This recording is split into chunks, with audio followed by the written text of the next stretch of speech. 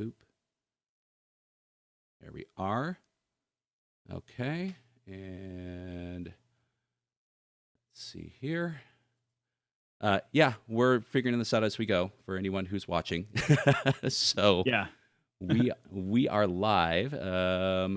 Hold on a second. I apologize as we kind of take a gander at this. Yeah. Welcome to our 4th of July shenanigans. Yes, absolutely. Okay, close.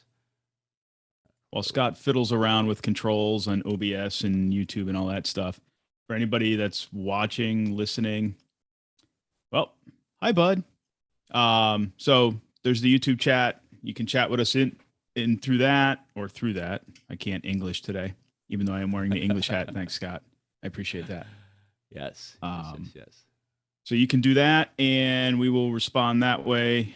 We can see it, and you can be part of our shenanigans while we drink beer and do things that Americans do on the 4th of July. Drink beer and blow shit up. Oh, wait, we're not blowing anything up today. Okay. I'm checking if the chat is working here. So, hi, bud. So hopefully. Look at that.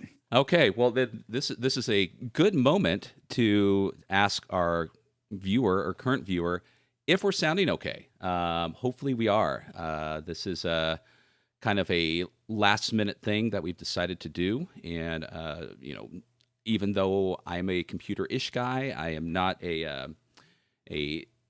technical giant. So we just threw this together with a gumption and tape and good old American ingenuity. And so hopefully this is broadcasting fine. So I guess when we do a live stream, we just talk naturally and I'll keep an eye on the chat and see. He says, I can't hear any of you. Wait. Okay, I'm really hoping Bud's being a smart ass today. Right, hopefully.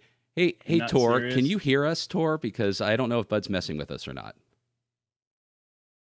Or Tony, can you hear us? Yeah. I'm really hoping you guys can hear us.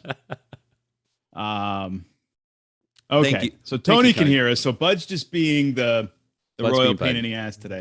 Good. All right. Yes. Okay. Oh, yes. The panicked look on Steven's face. Trust me, we worked on this for like a half hour beforehand. Thanks, Sue. Thanks, Tony. Yeah, Thanks, Tor. All right. So take a piss. Well, hello, everyone. Welcome to the Titter Pigs 4th of July Ungrateful Colonial Day Hangout broadcast stream, something or other. And impromptu podcast? Impromptu? Well, no, because we have absolutely no idea what we're going to be talking about. So that's why it's impromptu. Exactly. It is scheduled, but we have no idea what we're going to talk about. Right. Well, anyways, why don't we start with, hi, everyone. Welcome. For those of you, over in the UK or outside of the US, I hope you're enjoying your Happy Treason Day. For those of us here in the US, I hope you also are enjoying your 4th of July. I did a bit of celebrating yesterday because my wife, she teaches summer school. So rather than party it up today, we had people over yesterday. And I'm recovering. It was, we all tied one on last night. And so I'm kind of, taking a bit of the hair of the dog that bit me. And nice. See if that can kind of help calm me down. I think a majority of the issues that we were having getting this set up was me not being able to focus. So if that's the case, well, yeah. Oh, yeah. No, I mean, Keith, I don't mean to alarm you, but we do have a surprise guest.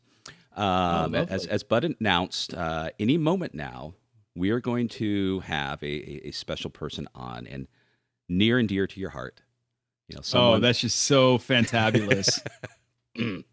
Well, then let me pound this beer and go get about 6 more. Yeah. So, anyways, yeah. So, what's new with you, Keith? I mean, you're. Oh God, what's new with me? A lot of reading, a lot of procuring of books. For those that can see over my shoulder here, the ginormous elephant sitting there, laying on its side on the shelf under the DCC book. That is the Weird Frontiers book. That thing is 2.5 inches thick. I got that in the mail the other day. That thing is a monster. Haven't really cracked it open yet, but that is a sizable, impressive book. Let's see what else. I am reading. I got this. Since we were actually on camera this time instead of recording and on camera just to ourselves, I got Brand Colonia as a belated birthday gift from our friend Pookie. So muchas gracias, Pookie. Are you enjoying it? I'm about a third of the way through. It's actually a quite intriguing book. It's fantastic. I like it. Yeah. This may be something I decide I really want to run here in the near future if it continues to read out the way that it is. It is it's really piquing my interest. So yeah, I like its concept, and I am reading Black Sites for Delta Green. So I'm reading through those scenarios. So that's what I've been spending my time doing lately. That and writing some stuff for the blog. It's been keeping me busy. Now, didn't you run something yesterday? I did. Danger in the Air for Dungeon Crawl Classics. It was the Free RPG Day scenario for this year's Free RPG Day. I'm not going to give away any spoilers, so I will keep it to that. It was fun. I ran it for 4 players. 3 were DCC veterans that have played before. 1 was a DCC newbie. All had a good time. I give it 2 thumbs up as a good module, but there are some Okay, go on. I'm going to be kind. This looks like it's really good writing. I like Michael Curtis's work. It needs some TLC from the editor or proofreader.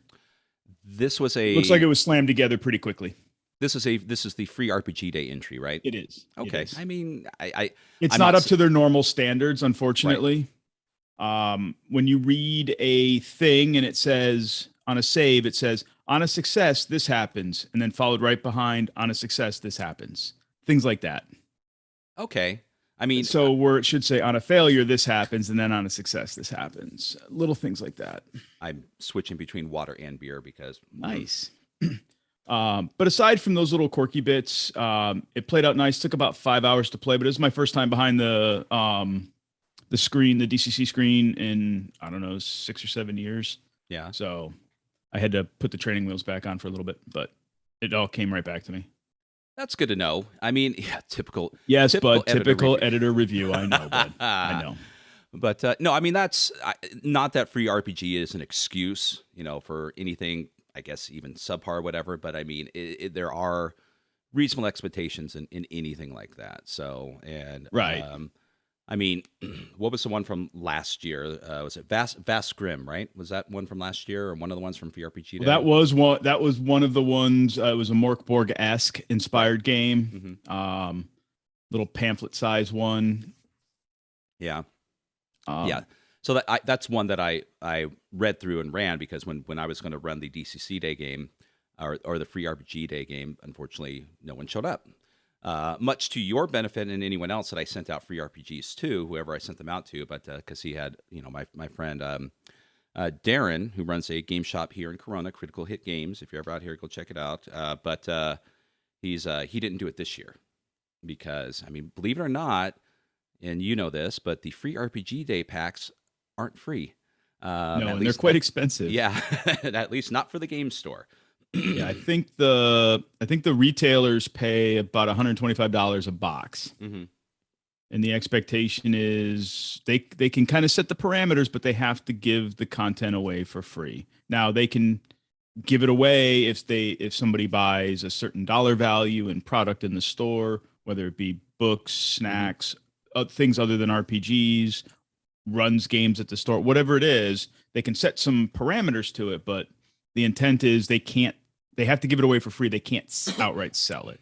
Right.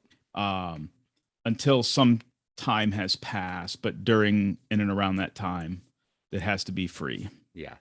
So yeah, it's not cheap unless they buy several boxes and then there's a slight discount, but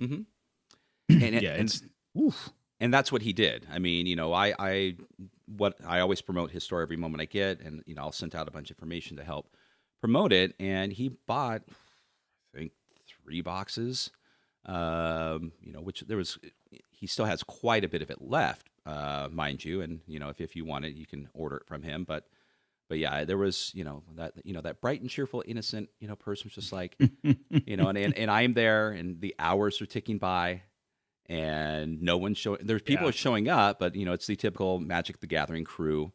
Yeah. And then another few more hours went by, and that's when you go, I'm sorry, and he's like, oh, no, no, no, it's not your fault. It wasn't you who told me that this was a great idea and that people would shut up. Oh wait, it was you. Oh no. Yeah, no, I mean he Oh wasn't no. upset, but it definitely was. It's rough because people come in there and they expect, like you said, they can't outright sell it, but they expect to just show up, grab their freebie, and run. Right. And That is unfortunately the expectation. Now, I've told my little local store who participates, funnel round games, for anybody that's ever out in the Charleston, South Carolina area, stop in and see them. That it's the only gaming holiday, right. if it's actually such a thing, but it's for us, for gamers, tabletop role players, it's a holiday for us, right? Mm-hmm. So make it something, right? Magic the Gathering doesn't do pre-release weekends. The other card games don't do pre-release weekends and stuff on, or release weekends on Free RPG Day. Mm-hmm. Everybody in the industry deconflicts, right? Right. So it's our weekend. Make it a weekend. Make it RPG centric. Advertise the shit out of it. Right.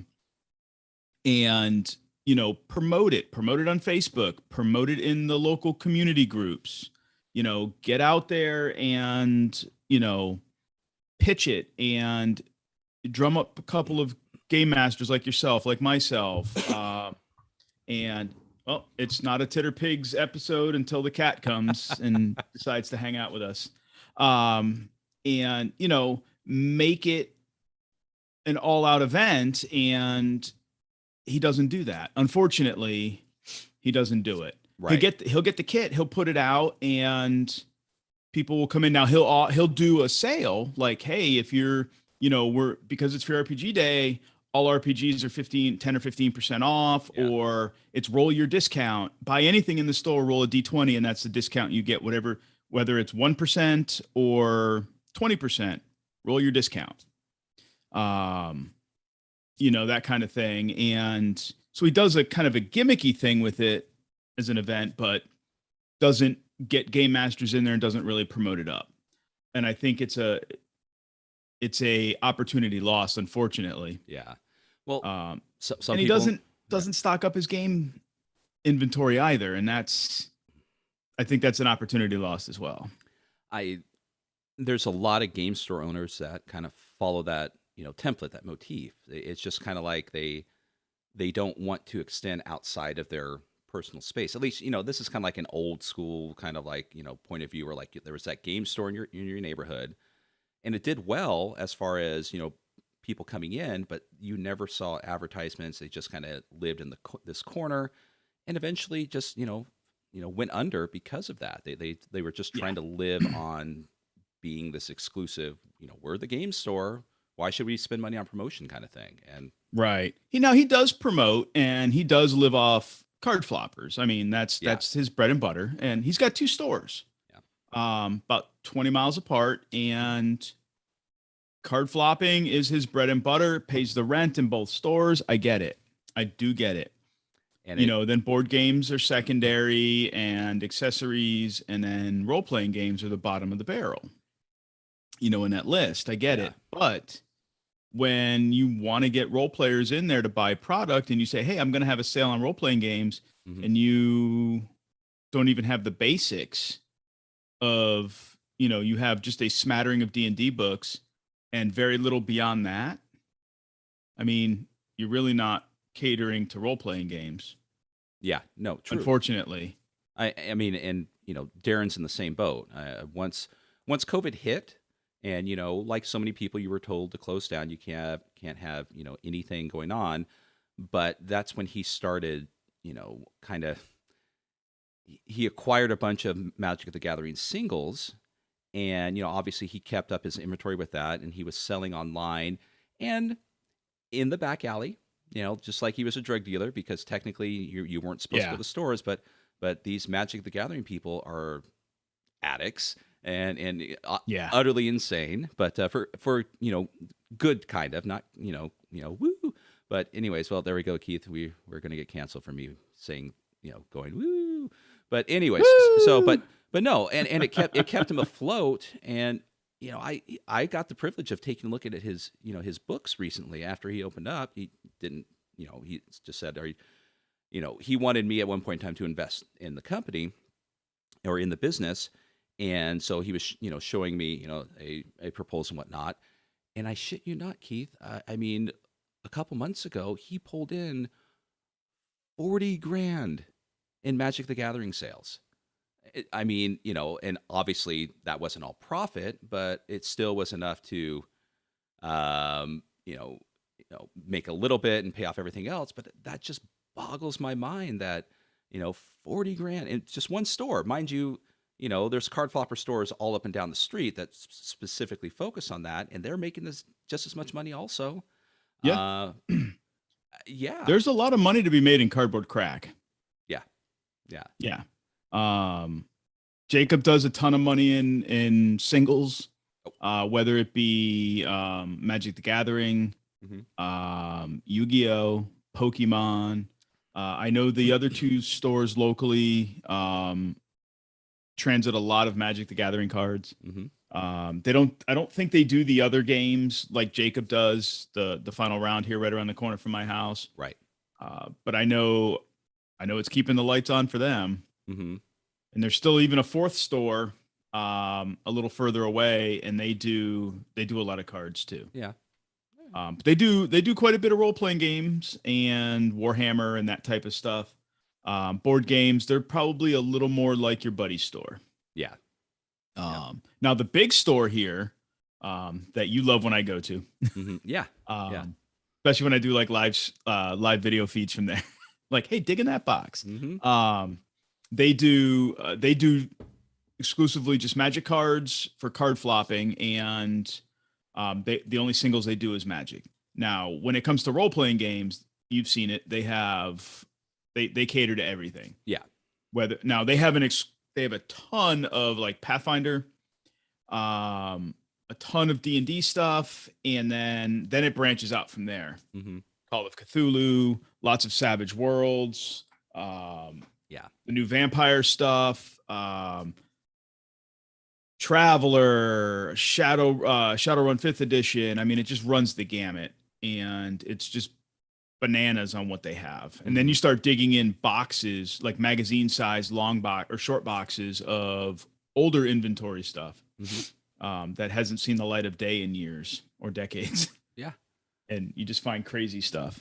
That's where I found you guys some stuff. Yeah. No, and I kick myself because I think at one point in time you had offered, he had what's the old campaign for either Elric or Stormbringer? Is it Rogue Trader? Not Rogue Trader. It's Rogue something. Rogue Mistress. Rogue Mistress? Yes. And I think it was still at the price, the original price. And yeah, like $17.95 or $15.95 or something silly. Yeah. And I passed on it. And now it's gone. Now it's gone. Yeah. And probably up on eBay for $89. Oh yeah. But yeah, that's one of those moments where it's just, and same thing with Strategicon and, all these things, even though you guys leapt on a couple things, it just, there's that moment where you kick yourself in the butt. It's like, oh, I mean, obviously, well, to be fair, nobody regrets not picking up Land of the Ninja for RuneQuest or whatever it was called. Yeah. No, they're like, no, throw that in the trash and pay him to throw it in the trash and then, light it on fire. But it's crazy though. You go into a big store like that, and they've been around. The Green Dragon is the name of the store, and it's they had a different name in, I guess, in the mid 70s, but they've been around since about 1975, 1976. And excuse me, and it is bananas how their catering of games has changed. They have a heavy board game presence, a heavy role-playing presence, But at one time in the 90s, they were a huge um, uh, Games Workshop Yeah. crack dealer, in Yeah. the area. Yeah. And because that's when I used to play Warhammer Fantasy, and I used to spend all my money there. And they were big into Magic then. They still are. It's the thing that still keeps the lights on. But at one time, that was the only place to get anime movies and cartoon series. You would go there, and they had a video club, and Oh. you'd buy a membership, and then you could rent from them. They had their own VHS rental service. Now, were these pirated copies or were these? No, legit. They were actually legit. They probably had, I don't know, 1,000 VHS tapes. And then over time, those started switching from VHS to DVD to Blu-ray. And then he finally got out of it, And years later. Did he also have a bearded curtain in the back for his other videos he was selling, or? That was very possible. Yes, very possible. And then he had, so that was a service he provided. He did comic subscriptions. I mean, he had a plethora of different, revenue streams and catering to, he even had a bank of computers. Like if you want, like when Evercrack was like coming up and MMOs were really kind of picking up, you could go play there and pay for time on a computer if you didn't have a computer at home, and pay to play your MMO there. And people did. So that's what's kept his lights on and stuff. It's crazy, but he doesn't do free RPG day. Okay. Yeah. I mean, for all intents and purposes, it is a promotion write-off. So, I mean, it's not like at the end of the day, I mean, you're at a loss if you technically speaking, but you write it off as a promotion or advertisement. Right. But he's got the inventory, like role-playing game inventory, to really make a day out of it or a weekend out of it as like a role-playing holiday.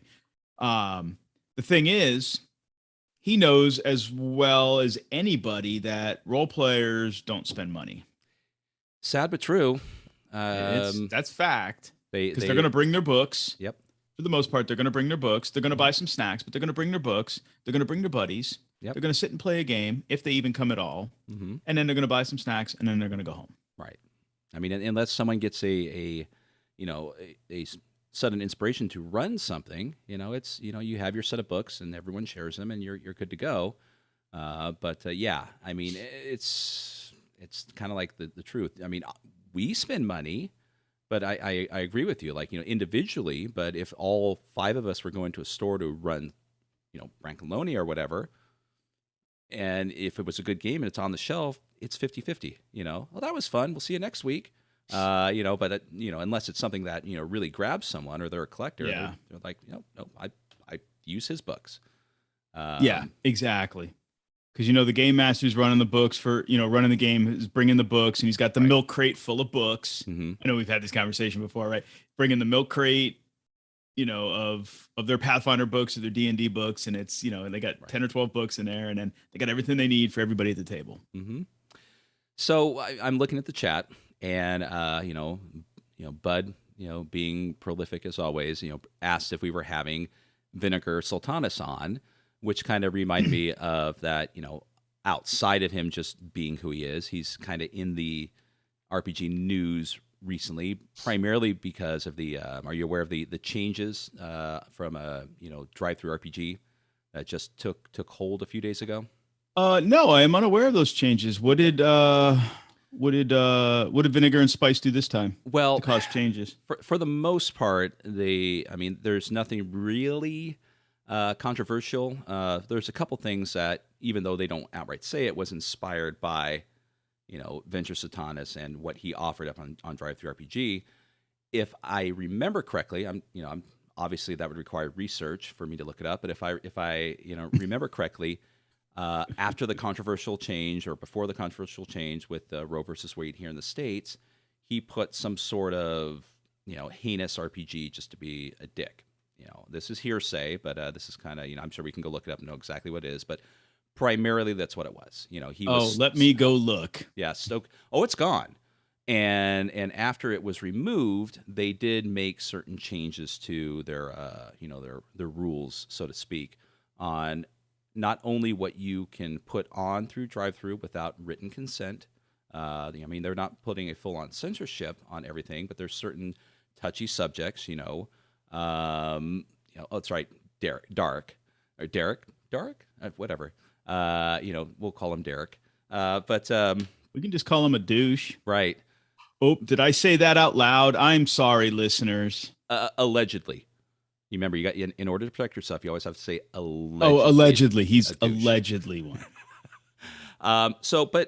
But anyway, so the rules themselves are kind of one. So a lot of the things that harm, if you're going to harm a child in your game, if you're going to do certain things such as that, you need to present it to them. This is what my story is going to be, and they have to vet it. I don't know if that was the case prior. I mean, I'm sure, it was kind of like if someone saw something and didn't like it, they would complain, and then drive-through would then decide, whether to keep it on or not. But I don't know if this is a new thing, because I mean, we know some people who are very creative in a lot of their horror games and whatnot, which may contain aspects of that. Interesting. Yeah, I'm not familiar with their change. Mm-hmm. But the big thing though is if you have issues with drive-through RPG, and whether anything to do with how they handle and conduct themselves, and you go on to social medias and disparage or say anything negative about them, they could potentially see that as combative marketing and cancel your account. Good on them. Yeah. So I mean, for example, once this whole thing and Venger got his stuff taken down, or he was about to, he was using this as they're taking my freedom, and America, and everyone has the right to do whatever they want as long as it's me doing the stuff that is okay. Everyone else, they can F off. But yeah, so I mean, and they are taking a bit of a stance regarding this kind of thing. Now, whenever there's any sort of censorship involved, unfortunately, there may be a few casualties because of that. So hopefully, there's not. But that does put a bit of I think it may make certain things a little bit more difficult, or people question what they put on drive-through as far as certain aspects of their game. But more importantly, they're trying to stop you putting your piece on there, your RPG. It's not selling. You're blaming drive-through. This is nonsense. And they're trying to shut me down, and they're trying to censor me. And then they'll go, well, stop it, or else you're going to be taken off. And if you continue after your warning, you're gone. You're permanently banned from drive-through with that account. Yeah. For the record, I just pulled up Venger's website. So just because I like to do my research. Here. So Okay. Let's dissect this a little bit. Okay. So first off, I'd like to say PayPal should investigate him because he's trying to avoid their terms and services. So yes. I'm just on the record. PayPal, if you're watching, which I know you're not, you should investigate him. Obviously he doesn't like their stance. He doesn't like anybody's stance except his. So we all know that. We all accept that. And yes, Paul, demonstrably is probably a better term than what I used. He's allegedly demonstrable. Yes. Yeah. He has stated on his website that if you want his anti-abortion themed chalt scenario, send him your drive-through RPG email address. Okay. If you want his alternative pride scenario, you need to PayPal him your $3 and give him your drive-through RPG email address. Mm-hmm. But send it to him as friends and family, so he states so he can avoid the 50-cent fee. Right. Yeah. I mean, that avoids terms and services since he's a business. And he has that live. Oh, it's right on his On his website, blog. right on his blog. Yeah, I mean, come on, dude. Which by now, hundreds, if not, several hundreds of people have already Tens and tens of people have read this. Oh, well, no, I'm not talking about his followers. I'm talking the people like who specifically follow him just to, show people, what an alleged douche he could be. So there's people who've taken snapshots of this, and I wouldn't be surprised if they've already, submitted it to. Oh, I wouldn't be. It would not surprise me. I mean, I'm not going to submit it. I'm not. He's not worth my time and effort. But it wouldn't surprise me if others have already done so. Right. But yeah, this is in apparently that's in response to I'm guessing he can't. It's hard to read his ramblings here, but maybe he can't sell those on drive-through anymore. I don't know. I'm not sure. Right. I don't know. Nor do I Yeah, care. Paul. Two people have read it. His mom and me now, apparently, and all of you by proxy. So anyways, here we go. Is this it? Let's see. Yeah, the community guidelines have been updated and changed. So, and it's people are calling it the Venger clause or the Derek rule or something like that. So, yeah, that's what's new and going on with drive-through, so to speak. So, well, I for one don't have an issue with it personally. Right. I mean, if you're promoting like super duper cringy hate speech stuff, then yeah, your shit probably deserves to be in a bin. Where's that fine line between art and the artist? Well, that's a point of debate and discussion. Right. Are they going to come down with the super ban hammer? Probably not. I think they're probably trying to make sure that people like him, right, don't throw into the mix scenarios or product that are purposely misleading and demonstrable and scapegoating and instigating when there are these big political pendulum swings like we just had with the Roe v. Wade and things like that are very sensitive, right? And others soon could potentially follow here in the U.S. Where people are very supercharged about it on either side.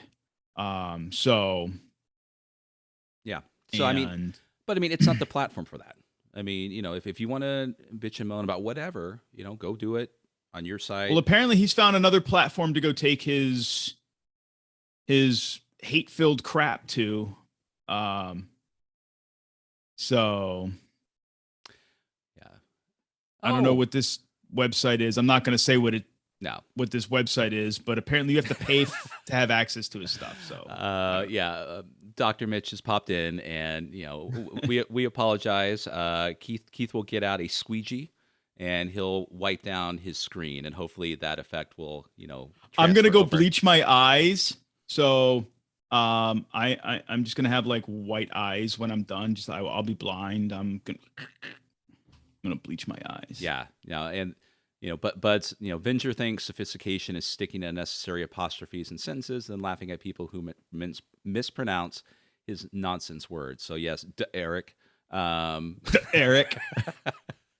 Yes, we got the joke once. You don't need to continue with that. So, but yeah, and then we got Dr. Mitch again. What gets me is he's likely to be the first to moan about making things political. Yeah, I mean, what the F is this if not political? And yeah, that's that weird kind of snake eating its tail situation with people such as that. It's like, hey, let's not have politics in our game, okay? So by the way, here's my new game that makes fun of Roe versus Wade or any other situations that's happening in America, but it's not political. Yeah, or Pride Month or transgender or pedophilia or whatever his topic du jour is. Yeah. So well, anyways, yeah. So wipe down your screens. We'll move Hey. on, to something else. Something I now. I feel got violated. I need a shower. yeah. Just have another drink. It'll Okay. clear it up. And I'm having a hard time. I'm trying to open. I've got a Samuel Smith's nut brown ale here, and my bottle opener won't open it. So I hope I hope it's still okay inside, but we'll figure that out later. Um, question, Use your teeth. dude, do you not remember me, chipping my tooth a while back and how long it took to repair that thing? Oh, that's right. Avenger. So the VCon is next. Is in like 2 weeks. I It's think it's the same later time as this Gen month. Con, isn't it? Um, is it the same weekend as Gen Con? I don't know. That requires me to look up something else, and I Oh, don't hold on. I'll want go to. back. No, no, no. Okay, well, while you're looking, question: have you played Alice is Missing? I have not. Hmm. I have it. I've Yeah. reviewed it. I want to play it. Okay. Where's Would Lloyd when we need him? Because Lloyd loves that game. Would you be interested in seeing a movie based on Alice is Missing? That would be fantastic. I Well, bet you that would make a great movie. well, good news because it is actually in the process of becoming a movie. I believe it was just announced last week. Are you freaking serious? Yeah, yeah. Alice is Missing is getting a film adaptation, and yeah, it's actually going to be someone I don't know. Obviously, when something like this is announced, it could be 3 years from now. It could obviously go into script hell, whatever the case may be. But Sure. officially, I don't know the gent who um, created Alice is Missing, but and once again, I could look it up, but anyways, he announced that it's been optioned as a movie. So Wow. Okay. I'm yeah. excited about that. I love the concept of it. Hmm.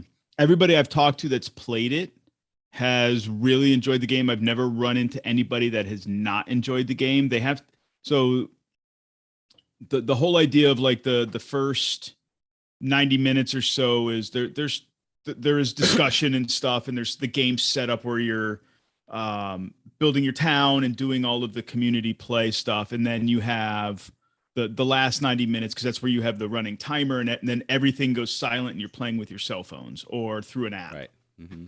like WhatsApp or whatever you're using, text messaging, and Hmm. then everything at that point there's no speaking. It's um Yeah.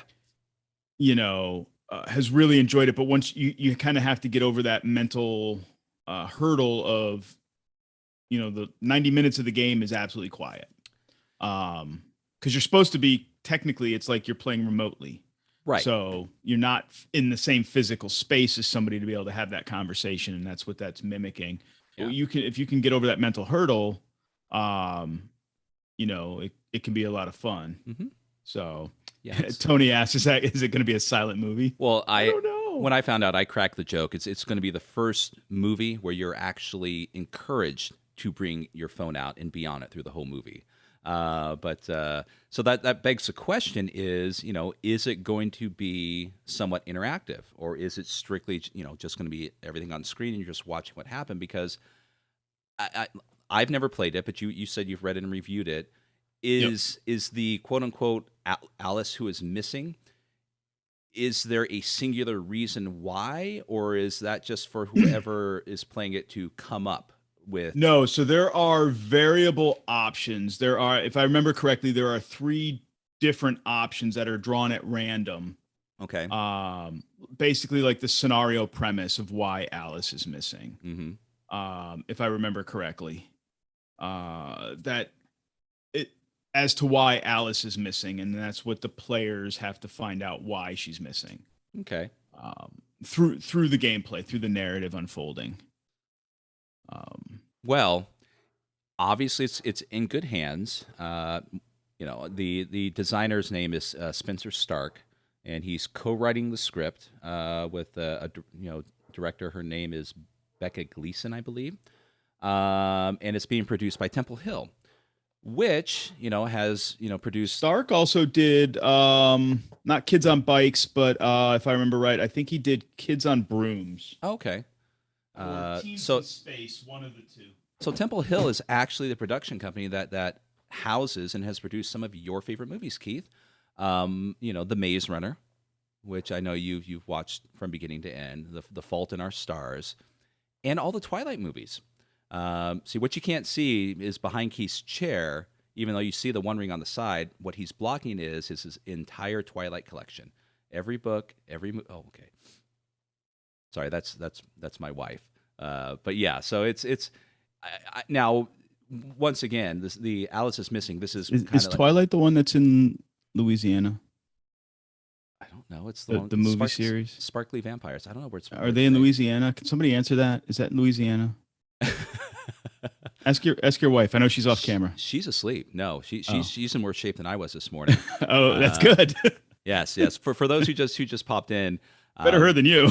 we celebrated the technically the 4th of July yesterday because tomorrow is not a holiday and she teaches summer school, and she did not want to go in like she's feeling now. So we had a few people over and we had some drinks late into the evening, and I woke up a little bit worse for wear, but she is still out and we're recovering. So but yeah, so so the Alice okay, so I've seen True Blood.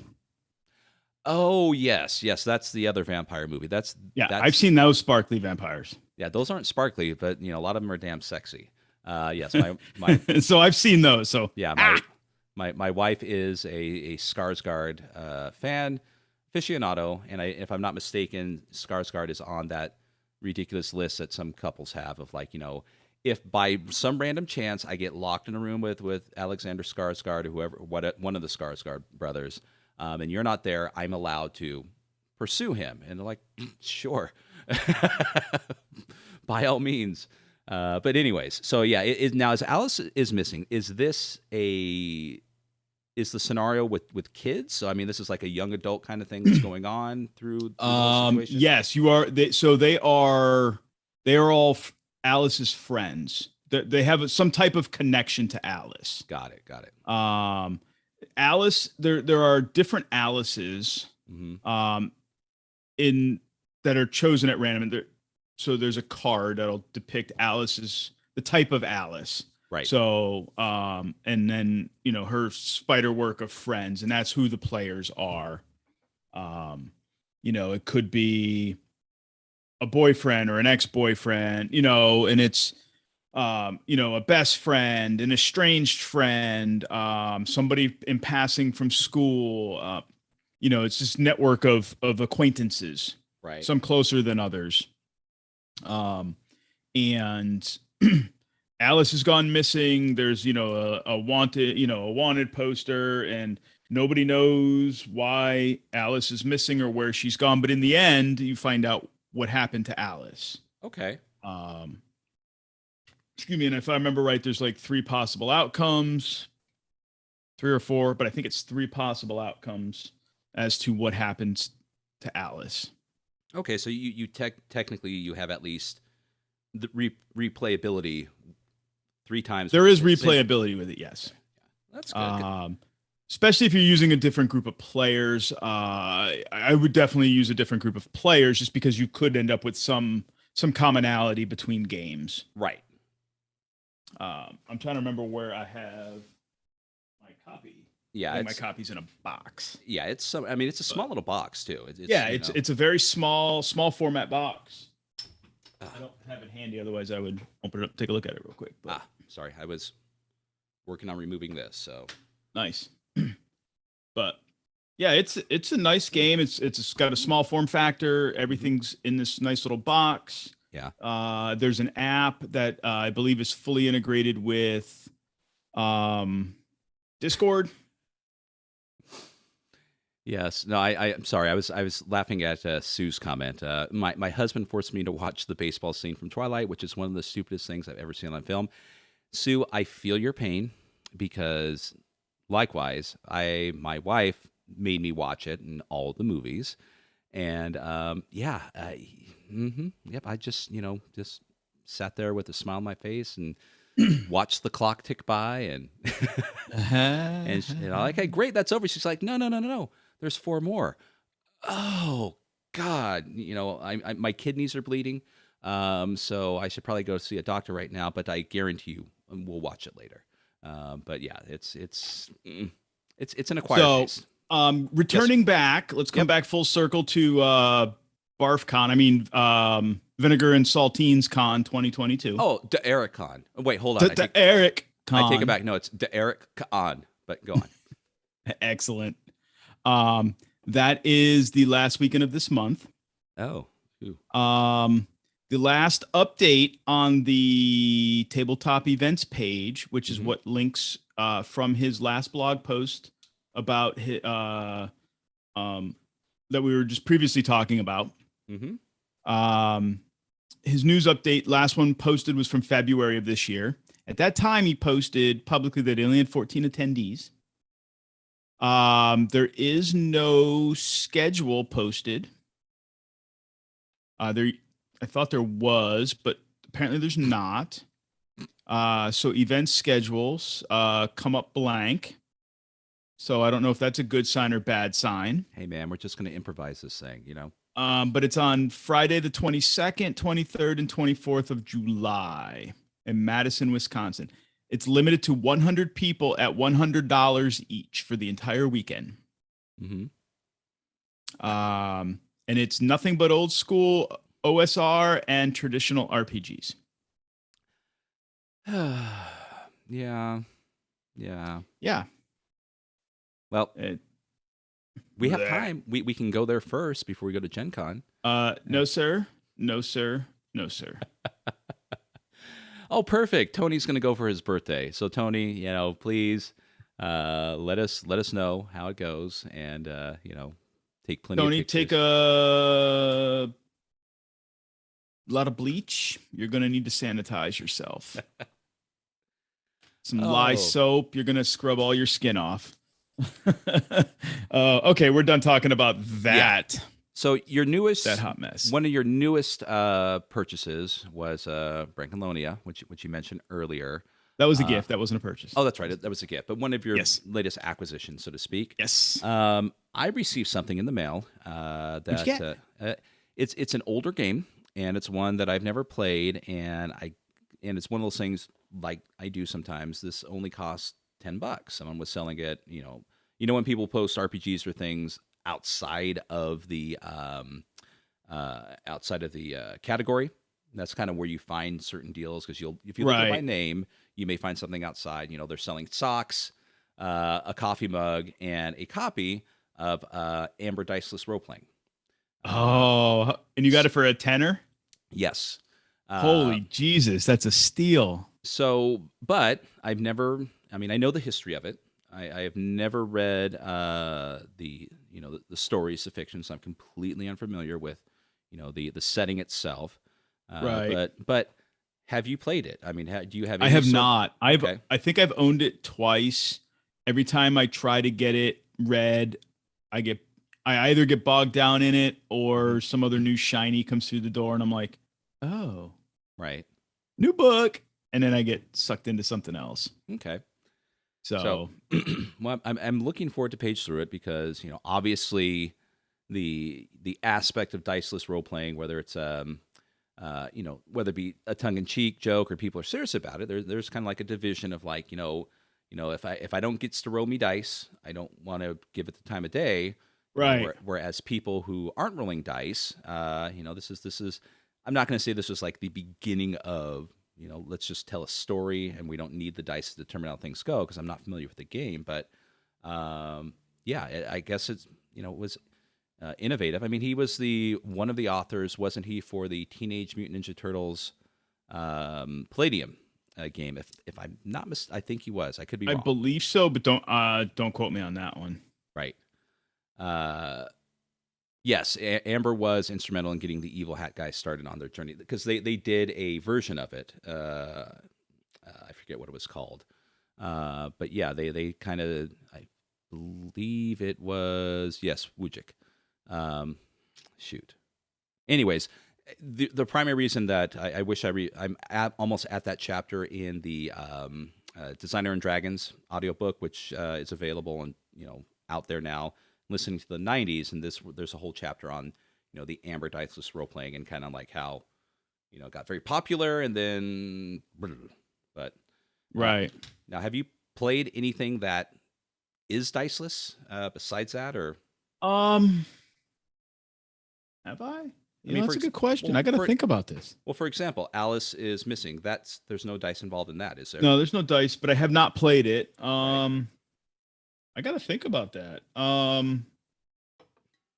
God, I mean, nothing's coming to the top of my head. I guess, Mhm. I mean, I'm more of a trad gamer in that sense. I like my dice. However, I own games obviously that don't use dice. Mhm. Like I have a Las Vegas, which uses tarot cards, Okay. but I haven't played it. I obviously own Alice is Missing. Hmm. Um, ooh, that's Yeah. So yeah. yeah, Wow. I We do need to want play more diceless games. I or the one, but yeah, I would like to at least read one of the fiction novels just to kind of get a general idea of the setting, because I know people love it. There's people who swear by the setting. I'm not necessarily a role playing game, but Because Amber stuff, I remember right. Is that Rogers Zelazny? Yes. Zelazny? Yeah. Yes. Okay. Yeah. Yeah. I've read a few of them, but God, that was decades ago. Yeah, yeah. I'd have to reread some even before I ventured into that. So besides your DCC game that you run, have you got any other gaming in, this past weekend or week? No. No. Well, our Yes. yes. Yes. Oh Impossible my Landscapes. God, Impossible Landscapes. Mm-hmm. Yeah. So that's like my gaming these days is work is bonkers Monday through Friday right now. So gaming's been kind of relegated back to the weekends like an adult, and it Right. sucks. So you and So- I are in the Impossible Landscapes game. Without Oh, yeah. spoiling anything, how do you feel things are going? I can't say anything without spoiling it. You can give a look, because that's what I can say is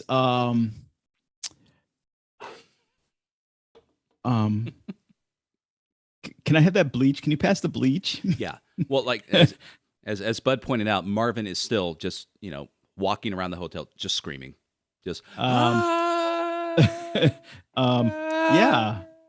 Yeah. Happy rat hunting, everybody. That's all I'm gonna say. Yes, yeah. Yeah, it is a absolute bonkers Oh, that's right, Noblest, yeah. campaign, and we have only scratched the surface. Yeah. We just played I think Bud 26th. can confirm this. I think that was our 26th session in just over a year. Mm-hmm. Because we play every 2 weeks, give or take, Mm-hmm. with some longer breaks in between for family reasons and whatnot.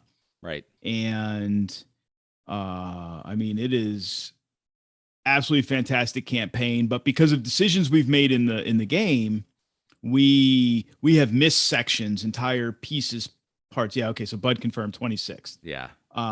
We've missed pieces and parts of it Mm-hmm. because of decisions we've made have taken us down different paths and corridors within the story, which is I love a scenario or a campaign that's designed that way. Mm-hmm. It's not linear in any capacity. Right. It has all kinds of sidings and turnings and multiple pathways to get to the end. Mhm. And I have no idea where we are, what we're doing, how we got here, how do we get out of here, how do we find the end, what's at the end, who we are, where we've been, Right.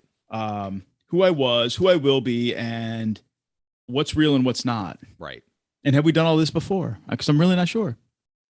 Yeah, that's just to know. I saw Sue's chat pop up, and yeah, Sue's playing in it also. And I've seen, she kind of has a bit of veiled updates, when she Right. updates it on Twitter. And it is surprising because I kind of feel like, and there's other people who've done it, that they're in different, sections, and they've progressed farther than we have. For the most part, but yeah, it seems like everyone has a totally different experience, but yeah, equally horrible.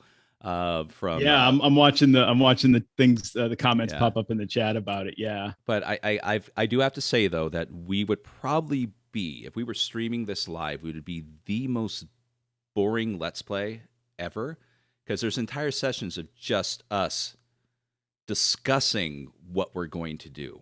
And then the next Yeah. session we'll do it, and then we'll pause, and then we'll discuss what we're going to do next. And so there's a lot of kind of like these, leapfrog moments throughout the whole game, and it's because we don't trust anything.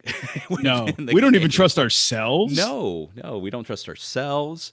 There's literal times where I'm banging my head against my desk, and just to the joy of Bud, watching just me grind my teeth in utter frustration as, not just my character, but as a player too. And we've coined this wonderful phrase for when things get ultra, intense, and then, just, fucking debt willer. Yes. And which, is not, meant to say anything disparaging against him. It is just an expression, when things get really heinous. It's meant with all sincerity and love. Yeah. Yeah. Yes. So. It's meant in a good way. Yeah, Sue, I need to read your comments, your veiled comments on your blog, and get caught up on them on your player's experience. Yes, because I want, because I'm sure your players are having in a good way, a horrible experience, just as horrible as our experiences in a good way. Because it's everybody's experience with Impossible Landscapes has to be different, because there's so many different pathways. Mm-hmm. Even to where we are in the story, there's so many different ways you can go and things you can do to get to where we are, like things that we didn't do or should have done, could have done, might have done, maybe didn't do. Yeah. Thought we did, but didn't do. Oh yeah. There's thought we didn't do, but we did. There's a lot of things that I'm sure are going to bite us in the butt because we either did or didn't do anything. Yeah. Or things that we did. And I've got 30 some odd pages of session notes that I've been taking. And there's more that we've forgotten about, because they were like handwritten notes somewhere else. And from like the first session that got lost somewhere. So we've got almost 40 pages of notes somewhere. You should give it to people who have actually played the game and completed it, and everyone can just compare their insane rambling notes. Because I'm sure if you just read them straight out, it would sound like you were out in the woods writing your manifesto. Before you sent out the next, it would read as if an insane moron just made mindless. No, oh wait, yes, an insane moron made mindless notes. Yeah, while playing a bonkers game. That's exactly what was happening. So when you get Pookie twitching and discomfort, you've cracked him. Yes. Mm-hmm. Yeah. So that was my question was kind of a veiled attempt. Obviously, yes, we've played Impossible Landscapes, but you also played something else this week. With Pookie. Well, okay. So you want to talk about the unicorn in the room? We should. Okay. For those of you who aren't aware, it wasn't last Christmas. It was the previous Christmas, I believe, that It was for your birthday. For my birthday. Okay, for my birthday, I received a copy of, one of the greatest role-playing games of all time. And then after I set aside, this beautiful, Warlock game, that Pookie sent, there's this other box. And as I open it up, there's a raptor on the cover. There is other things, and Tingleverse, haha, this is funny. And knowing what Keith knows, and obviously what other people tend to follow, is if you provide someone with a gift, an RPG game, they're obligated to run it for you at some point in time. So thus began the many weeks, months. Almost well over a year. And a year and a half. Yeah. So when are we going to run it? How about next Thursday? Great. And then next Thursday would come up. It's like, oh, I'm busy with work. Let's reschedule. And it became 2020 never. but 2020 never finally happened last week. Right. So eventually Keith and Debbie, who I don't think is here currently, and Pookie, they were part of the oh God, let me look it up real quick. Just so I don't want to misquote my own game. Hold on. Here we are. And Sue wanted to hear about this. So yes, Yeah. Sue, welcome to our Tingleverse. So Keith, and Keith you played a unicorn, right? Well, Ish. And Debbie played a raptor. And yes, named Blue. And Pookie decided to just do his own thing, which was awesome. And he brought back, oh, there's my wife. He brought back Frau Blucher from, Not doing it. DCC Dark Trails. Yep. But he wasn't playing Frau Blucher. He was playing Heidi, the goat who actually saved the day when they were down and out and about ready to die. Excuse me, in the DCC role playing game that I ran, almost 2 years ago. They tossed the goat at the demon, which ended up knocking him back into his portal and saved the day. And from that point on, Pookie was always known as the goat tosser. But anyway, so back to Tingleverse. So Frau Blucher, Heidi the goat, Debbie the raptor, Keith the unicorn. They were all employees at the Billings I-90 Gas and Gulp Mini Market, Shoe Repair, and Detective Agency. And they were sent out to investigate and find the reasoning for the disappearance at Ram Ranch. Yeah. So it was fantastic. So let me give you Keith's impression of the game. Since Scott ran it, Keith was a player. So Scott devised the scenario all himself. This was not anything that was published by Dr. Tingle himself. This was not part of the Tingleverse book. It was a very interesting scenario. It dealt with movie characters and electronics and just general weirdness, flashing back of sorts to like old TV movie characters coming to life. It was very, very cool. Mm-hmm. The characters were a menagerie of bonkers. Yes, Bud gracefully declined to play. For the record, yes, Bud, we know. And everybody else should know, but Bud would have made a great character in this game. I know it. I just know it. Another raptor with assless chaps. Bud, you would have done a fantastic job. So Debbie's character was named Blue. It was an orange raptor with blue stripes. Kind of a melancholy type character because Blue knew he was a figment of Dr. Tingle's imagination. Mm-hmm. Heidi the goat was fantastic. As with her sidekick, Frau Blucher, who was a strange, promiscuous old German woman. Yeah, that was always fun. I've run into Frau Blucher in a Weird Frontier scenario before too. So because that was the third time she's been in the game now. Yes. I believe so, yes. And then my character, Marty, I modeled Marty as a unicorn, but actually Marty was a zebra in disguise as a unicorn. Mm-hmm. There was no zebra stats, but there was a unicorn.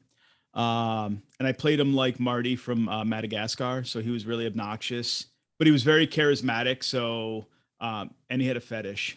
And the fetish was fantastic. He had a butt fetish. So he was always talking about butts and looking at butts. And when he could, he would sniff a butt. So it was just, it was one of his his characteristics, one of his things that he had that I had to pick something. So I'm like, fetish butts. Why not? Right. It was Tingleverse. So yeah. It was great. So what it was a local dude ranch. / resort spa that was just outside of Billings, Montana, and so, but it's one of those where people pay good money to go pretend to be cowboys for a day, Wow, But we start talking about Tingleverse and our viewer count goes down. uh, Great. but yeah, so it was. I gotta say, and I think we're all in agreement here. As much fun as it was to run the game, and we just went gone so crazy and just had a great time with it, and a lot of innovative kind of just weird for the sake of weird stuff within the book itself. The rule set slash system Sucks. is busted. I mean, it is literally, yeah, it literally was just we were constantly having to stop because it had this odd ascending descending dice situation where if you have a plus in something, it means a negative to your die. Similar to that going away. And if you have a plus, if you have a negative, it means plus, but only in certain instances. So sometimes you were trying to roll over, sometimes you're trying to roll under with a 20-sided die, and it got to the point where the game got dragged down so much, we're just like, just wing it. If we know if it's a good roll, great. We know a 1 is a critical failure, 20 is a critical, success. So if that happens, Right. we move on. Yeah, it just got it just got, I don't know, the stupidity of some of the just adjudicating the rules was problematic, but Right.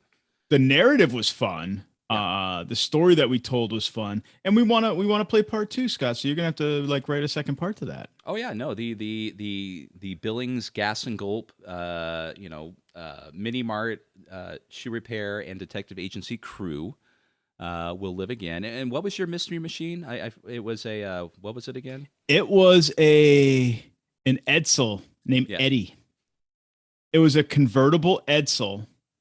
And I remember we were driving down the highway, headed out to the dude ranch, and my unicorn horn was on a little cord. It was my disguise, and as we were driving, it was starting to slip back. And when we stopped at the dude ranch, I had to snap my head forward to put my horn slid down my head a little farther, and I had to put it back into place. Right. That was the first indication that I wasn't really a unicorn. So, but you guys successfully solved the mystery of the disappearances at Ram Ranch. Yes, so but yeah. it left us on a cliffhanger that we have to continue with. Well, the general manager there, you recall his name? What was it? Say the line. Well, I was calling him Cupcake, but No, Peanut Butter Cup. Peanut Butter Cup is his real name, yeah, nickname, so but I was calling him Cupcake. Yeah, so there was, it was his name was Peanut Butter Cup. It's the book itself and the game is as ridiculous as you think it's going to be. And not as erotic as you would expect it to be, as far as, some of his other books are done, but there's leanings towards that, but you could still have, a tongue-in-cheek fun time with the setting and some of the ridiculous aspects that, yes. Would you call it family friendly? No. Sure? Well, it can be. I mean, there's plenty of, what would be considered standard role-playing tropes within the game, but there's also the man with no eyes with penises for hair, or no eyes or mouth with penises for hair. So no, I mean, well, it depends on your family, I should say. So I guess it may not be family friendly for my family, but others, if that's the way they roll, then more power to them. But yeah, so yes, if you're looking for someone who is wildly creative and just puts out a bunch of ridiculous stuff, it's a book that you can pull stuff from and have fun with it, whether you run it straight Tingleverse or you're just using the ridiculous stuff that he has in there. But for the most part, oh God, it's Tingleverse. You said straight. That's funny. Run it with something else. The rules just so. Tony, yes, your son would find it hilarious. Yeah, and now it goes on the shelf to gather dust with other. Till the next scenario, till the next session. Until you send me one of the hey Scott, guess what? There's a bestiary. Happy birthday. That kind of thing. Yes, or the scenario book. Yeah. So yeah, I just realized it's been a busy week because. On top of that, I ran the current version of Deadlands for my son and his friends, which we had an absolute blast with. I know you're not a big fan of Savage Worlds for the most part, right? Fair. That is Yeah. fair. But That's I mean, fact. but you don't like it's not like Tingleverse. Like I hate it. I don't want to play this again. It's just not your cup of tea. Right. Not my Uh, cup of tea. but but no, they absolutely loved it because I introduced them to Deadlands years ago, and they loved that version of it. And then when I backed the Kickstarter, it arrived, and like so many things, once the Kickstarter arrives, you're busy doing something else. On the shelf it went. Right. But no, they made characters. They had an absolute blast playing the game. It's different, than there's some things that they've removed from the previous version of the Savage Worlds Deadlands that I still have to kind of get to terms with. But for the most part, it seems to be more streamlined than what it was. So Deadlands or Weird Frontiers? Oh, when Weird Frontiers arrives, yes. I mean, I'm DCC fanboy, but they want to play Deadlands. It wasn't me pushing the game; they actually wanted to play it. So, so I will. That's fair. Comes to my son and his friends. I will gladly run whatever they want. Just the fact that they're asking is 90% of it all. So, gotcha. Gotcha. I remember when my son used to ask for me to run games. Yeah, I remember those days. Now he's almost 21 and not anymore. So, yeah. Well, God, we've been doing this for an hour and 15, my friend. I know. Do you have anything going on this afternoon? I've got the the in-laws to hang out with. Okay. It is 4th of July, so, Yep. we got to do those family things today. Well, my dad just came here. He wanted to come over for a little visit, so I'll be hanging out with him. You guys got RuneQuest today too, don't you? We do have RuneQuest today. Yes, later this afternoon we'll be joining Pookie's campaign. Me, Bud. Say hi to Verena and dinner for me. As she's running across the landscape, as you see my character running after her bison up on the horizon on a ridgeline, chasing after it. Yep. If she's not being drugged behind it. Oh, Pookie just signed on. So, hi Pookie, glad you could join us. It looks like we're kind of wrapping up here. But you were mentioned several times, one way or another. But definitely related to villainy and scum. But yes, we've dunked the tea in the harbor. Mm-hmm. What else have we done? Fancy some tea? We have plenty. I'm gonna make tea here in a few minutes downstairs, and then I'm gonna throw the rest in the Charleston Harbor. Okay. Or I'm gonna do what the Colonials did in real life. I'm gonna hide it with the gunpowder under the Provost Marshal's dungeon in downtown Charleston for 2.5 years. So yeah, no, I mean it's a day to celebrate the reason why we're here, and that's because a group of religious zealots that were uptight too much for even the British were sent over here, and thus this wonderful thing that we live here now has come to where we're at. Yeah. So thank you. No. Yeah. Thanks for kicking our forefathers out. I mean, you could have just sent us to, I don't know, Scotland. You didn't have to send us all the way over here. Things would be so much better. But anyways, I don't think it would have been any better in Scotland. Great. Well, there goes our Scottish demographic. Thanks, Keith. Oh, yeah, we dropped by one. See, look at that shit. Wow. Well, what are we going to do with our, plus or negative, Scottish listeners that we have in our analytics? So, we'll see our one Scottish fan at Gen Con, because we'll be in Gen Con in a month. Now, since Doc Cowie lives up there, is he officially Scottish or is he just there living? I think that's our one Scottish listener. We will ask Doc Cowie when we see him at Gen Con in 30 days from today. Yes. Cool. Well, everyone, thanks for... When he buys us all a beer, because he's a doc, and he can buy us beers. He can afford it. He can afford it. Well, everyone, thank you for popping in. This was a nice little experiment for both of us to kind of get our feet wet in the streaming thing. We've made sure that it's actually being recorded this time. Doubly recorded. Yeah, doubly recorded, right? Because we'll be sending this out as just for fun. Just just an audio podcast, but it will also officially. Yep. Once we hit stop here, it will drop onto the Titter Pigs YouTube channel, and yeah, good times. Yeah, and we'll get it out, and we'll get it out on Anchor probably in the next week. Yeah. And next time we do this, we'll actually have something to talk about, not just pull stuff out of our butts just for fun. So be prepared. We will actually prepare. Speaking of which, before we go, what's coming up with Titter Pigs? We're going to hopefully be talking with a couple people before we head to Gen Con, one of which is the reason why we're doing this today was, Guy. I'm sorry, what's his last name? Milner. Guy Milner, who... he was going to pop in, and we were going to have some chats about one-shots and, playing games at cons, how to, maximize it, his ideas and suggestions, since that's his specialty. And we will be having a special guest. Do we want to announce that yet, or do you want to wait for it to actually record? Because I have no problem if you want to keep it, top secret. No, we can we can announce that. That's fine. Go ahead. Oh, go ahead. No, it's... Later this coming week, we are going to have in the studio, we're going to have David Larkin from Chaosium.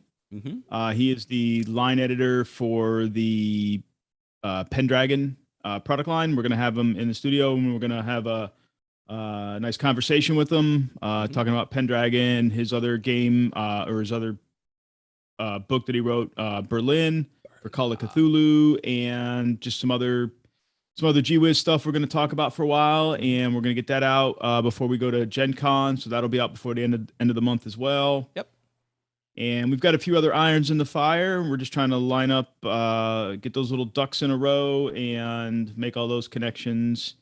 And we're gonna do a live recording, quasi live recording at Gen Con still, because you're gonna have myself and Scott in the same place with Bud and Pookie and Debbie, because we're all going to be housemates. Yep.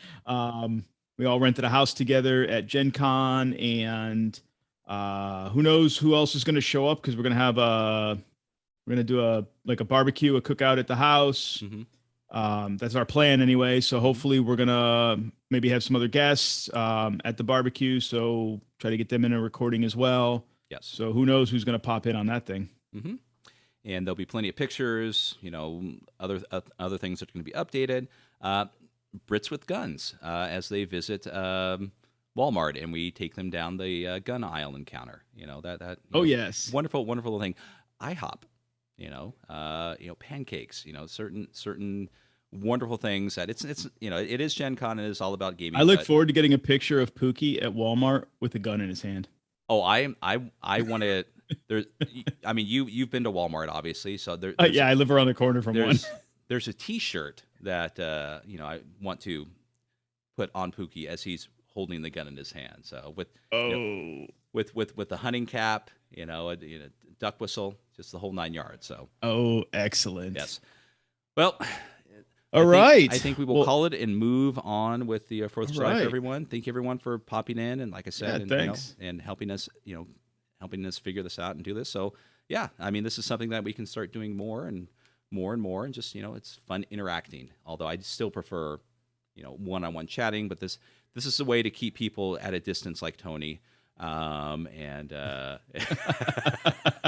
love you, Tony, and all the other little people. No, I'm kidding, Tony. So. Well, Keith, it's been great, and so we'll need to get Pookie drunk. Yeah, we can do that too. It's a date. Let's do it. It's a date. All right. Thanks, everybody. Thanks, Take everyone. care. Have a happy 4th and Treason Day. Okay, so how do I stop streaming?